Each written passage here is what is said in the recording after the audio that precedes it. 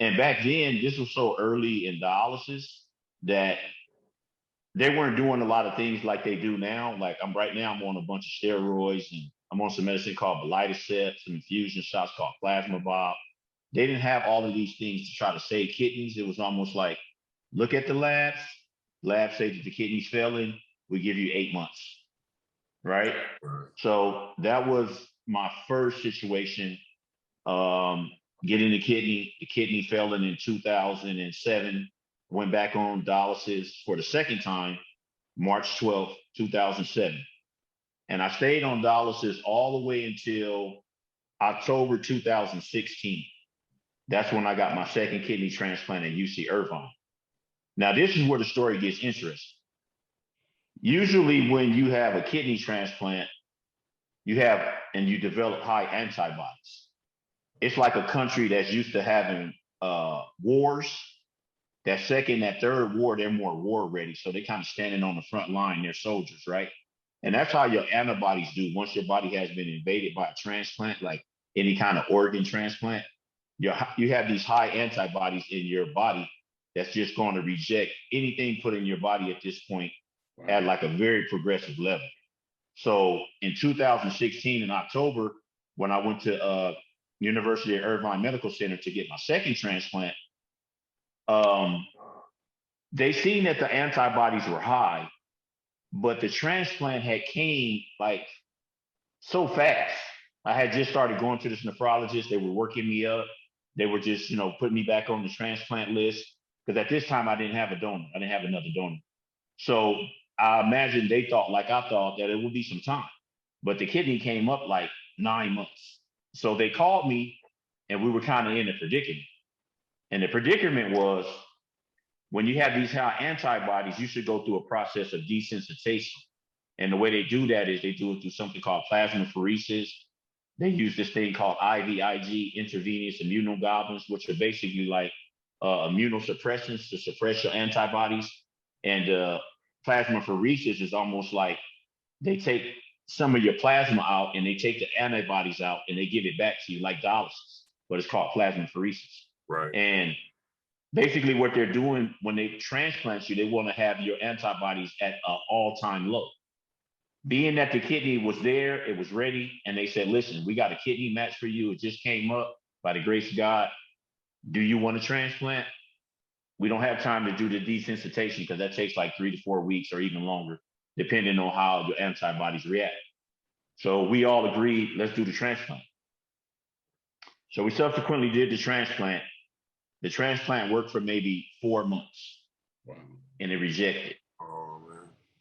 But what we tried to do was all the things I just named, the IVIG, the plasmapheresis, after we got transplanted. I even went on Rituxan, which is a chemotherapy drug. It's part of the cocktail they give you for cancer, right? And I got real sickly. And what happened was they found out that sometime when you do these treatments after you transplant, it's too hard on the kidney to survive. So that kidney lasted like 4 or 5 months. And that was the story of my second kidney transplant right there.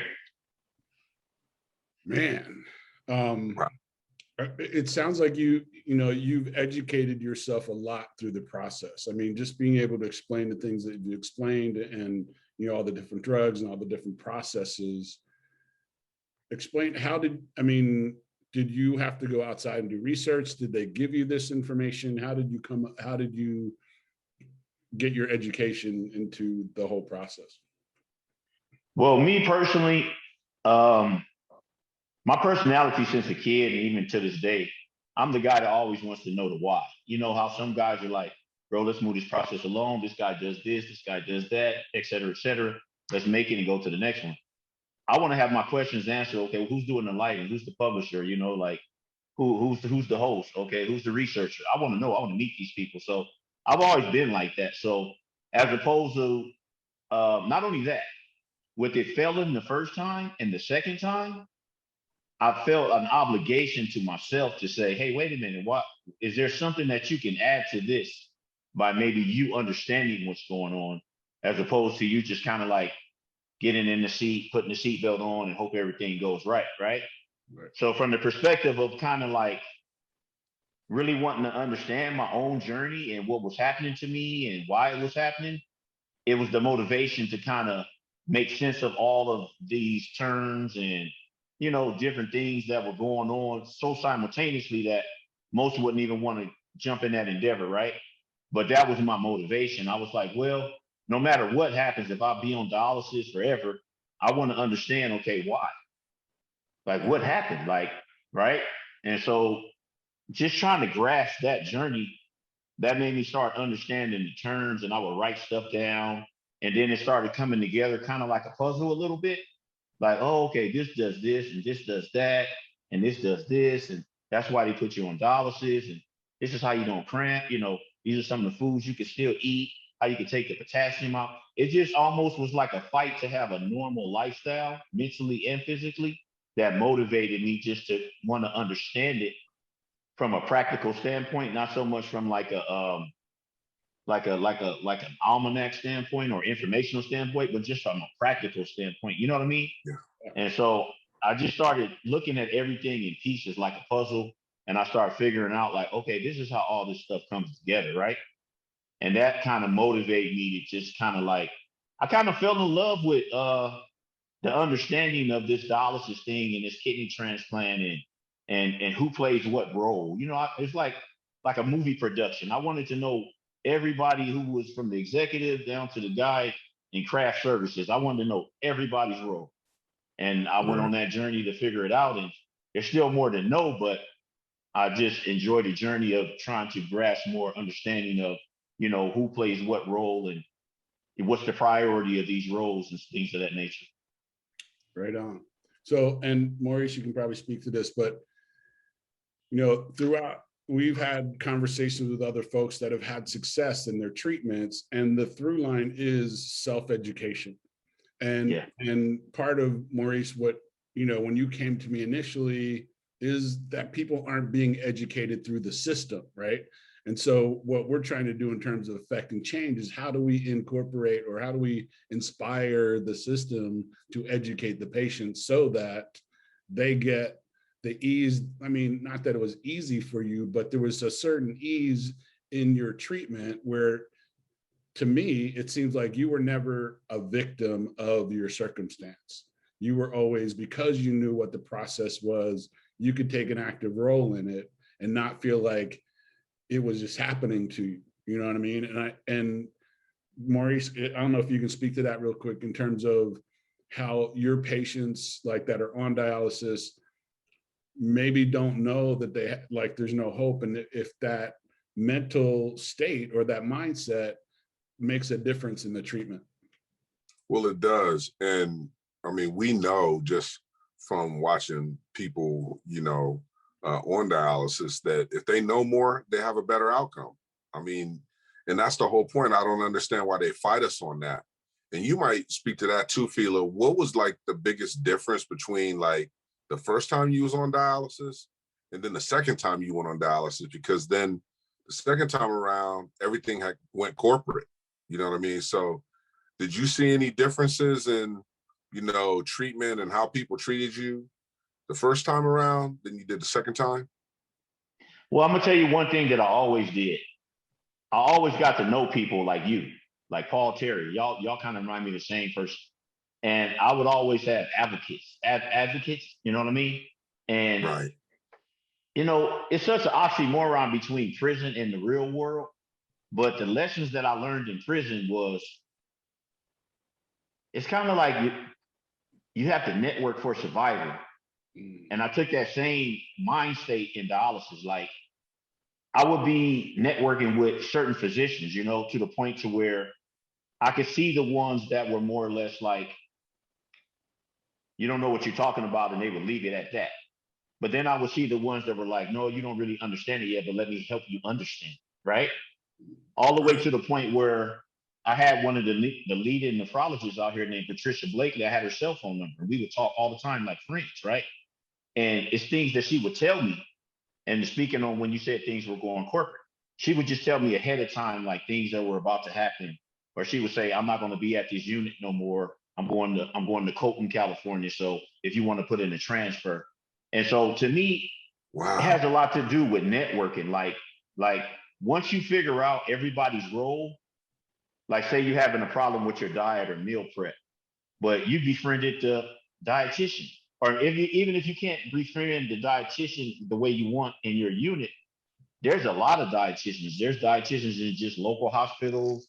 There's dietitians that, they go to different charities. You can catch them online. You can Google questions, and you can just start kind of like being the CEO of your life, even though you have these doctors and these dietitians and these people in the records and everybody playing their part.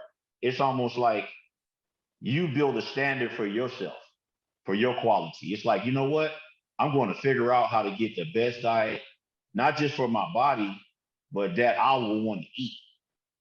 And I'm going to, if it won't be this dietitian that tells me, maybe I'll just look on davita.com or Fresenius.com and watch their cooks. Maybe I'll just type in dialysis, healthy living cooking, till I see that shit. And then I'll start to meal prep with all these meals, right? And then I'll put that in conjunction with what the dietitian tells me. And I'll kind of like fact check, like, okay, well, this dietitian said if you boil the potatoes for 10 minutes, you can take the potassium out. This one said, let them sit overnight. I'll try both ways. I'll see which way, when I go into dialysis, my potassium high. Oh, it's low? Okay, then boiling them, it works better for me and it's faster. Because sometimes I might not want to do the overnight and wait on my French fries. I might want to do the 10-minute boil, rinse, and make my French fries, right? So I just started researching just to live like a more normal life as I could. And once I start having these advocates like these physicians and dietitians and the techs, I won't say they're more important than them, but you guys are like, y'all, if I could put this in politician terms, you guys are the lobbyists. Like I could go to you and say, hey, bro, you think you could talk to the dietitian and see if this and this and that, I can't really afford this nutrition supplement. Can you see if maybe she'll meet with me about getting an extra one during the week, right? And maybe me asking her, it'll just be a flat no, because that's the standard that she tell everybody to ask. But being that I was able to befriend you and you like me from a personal standpoint, and she knows you from a personal standpoint, it's almost like that equity is transferable. Like I can't use my equity, but I can use my friend's equity, and y'all always interacting in them hallways. So you can say, hey, let me talk to you for a minute. Hey, Patient Coleman, I'm not going to ask you this for everybody, but he's really trying to take care of himself, and he could use two of those what they call them, not Neprovites, not Sustacal. What's the Reno drink they give us? Oh yeah, I know what you're talking about. Like Renovite or something, one of those. Renovite, yeah. That's the vitamin. That's the vitamin. It's it'll come to me as we're talking, but like you could petition for me. You know what I mean? Because you feel me and they feel you. So I just started figuring out the connections of the relationships and kind of like how to navigate towards getting what I actually needed, to move forward. You know what I mean? And once I started doing that, I had a better diet. My labs were better. That pool wasn't so hard on me because I was keeping the salt off my diet. I was using the Mrs. Dash, and dialysis was more like an inconvenience as far as time. That was the thing it was. Where before it was like time, it was taking my energy. I felt like my skin was looking different. My look was different. It was taking like my self-esteem. Dialysis, it was like a big battle. But as we progressed through the rounds, like round 2 and round 3 and 4, I started kind of like catching up a little bit. It was a little more even fight. You know what I mean? And I just felt like just by trying to understand it better and who played what role, I felt like my role was almost to be like the CEO over me.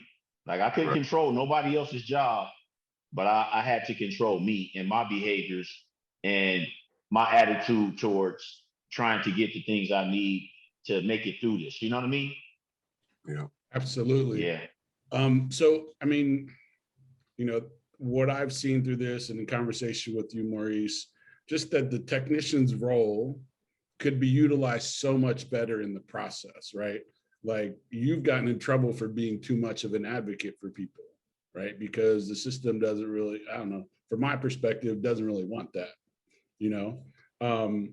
So, you know, having this conversation just brings a light to me on the necessity of, you know, technicians and patients being able to work together to be able to, you know, the technicians, like you said, like that's the lobbyist, right? That's the person that can go and actually affect change. And it's actually, you know, but people need to know what you just said, that they can, you know, find the right, you know, you got to find the right people, because not everybody is Maurice and not everybody's Paul Terry, but I'm sure they exist everywhere, right? Yeah, they do. They do. I mean, and they find a way. I mean, we just find a way to talk to patients. Like Fila said, like we might catch you outside the center and chop it up with you and tell you, man, look, this is what you got to do. Sometimes we can't do it inside of the facility. You know, sometimes we can't have them conversations because, you know, like you said, I don't understand it, but they just don't want us having those conversations.